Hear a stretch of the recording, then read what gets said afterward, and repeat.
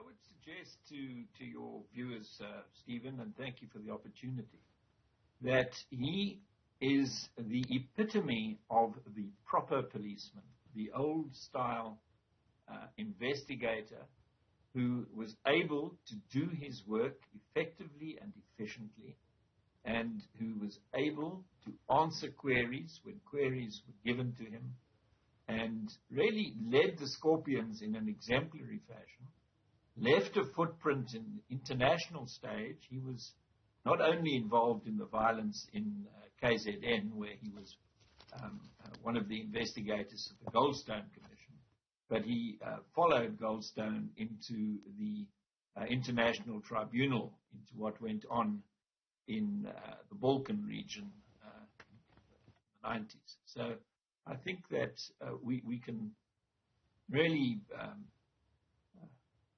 raise a glass to him tonight and mark the passing of an era, because we don't have Scorpions anymore, and we don't have police personnel who answer letters anymore, and we don't have the levels of efficiency and effectiveness that Frank Dutton could bring to bear. I mean, one of the first sort of big public investigations was into that violence in KwaZulu-Natal in the 1990s. And I mean, this had the potential to really derail our transition to democracy in many ways. He must have had trust. I mean, people must have trusted him. The amazing thing is that he was trusted both by the ANC and by the National Party government at the same time. That's how he got the prominence that he achieved in the unraveling of and eventually the solution of the political violence that was going on in KZN between the Inkatha Freedom Party and the ANC. And then, as you say, the world stage, I mean, the Balkans having to work essentially for a United Nations organization with Judge Richard Goldstone. I mean, that put him right in the middle of what was happening. It was a very important issue at the time. He played a key role there. Absolutely, and he was able to do it because of the high level of professionalism that he brought to bear. He was not a deployed cadre. He was not in the job that he had because he happened to be related to or know somebody in high places. He was a man who was promoted to head the Scorpions when the Scorpions were first formed on merit and merit alone.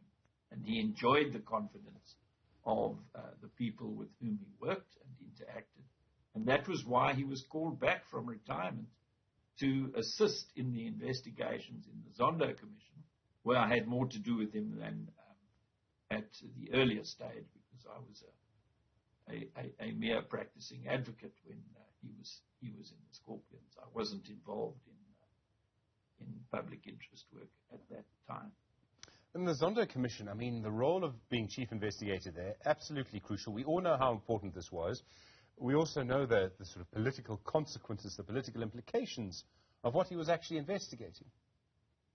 Yes, and he just did it without fear or favor. He got stuck in on any query that was raised. He answered emails quickly, and he attended to matters that needed attention. I think he's an exemplary. There are not many policemen who get the Order of the Baobab. He got the Order of the Baobab because he was so respected. The next question, and I mean, we talk about his passing, but we do need to talk about the consequences for the future. We're still awaiting Part 2 and Part 3 of the Zondo Commission reports. Do you think his passing is going to have an impact? I mean, certainly for the acting Chief Justice, Raymond Zondo, who's still writing those reports. Could it have an impact on, the timeline, on what we actually get at the end? As I understand the early reports, and as I understand the state of play in the Zondo Commission, the investigative work has been done already. So I don't see his passing having an effect on the timeline of tranches 2 at the end of this month and 3 at the end of February.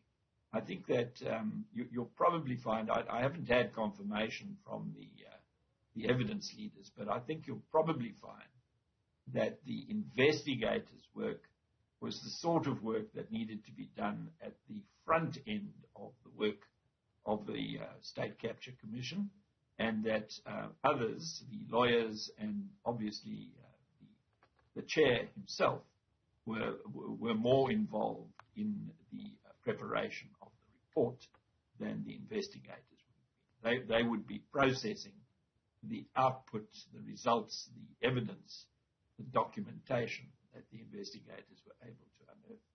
Paul Hoffman, thank you very much indeed. I do appreciate the time. The head of accountability now, looking back at the career of Frank Dutton, who received the Order of the Baobab and passed away overnight.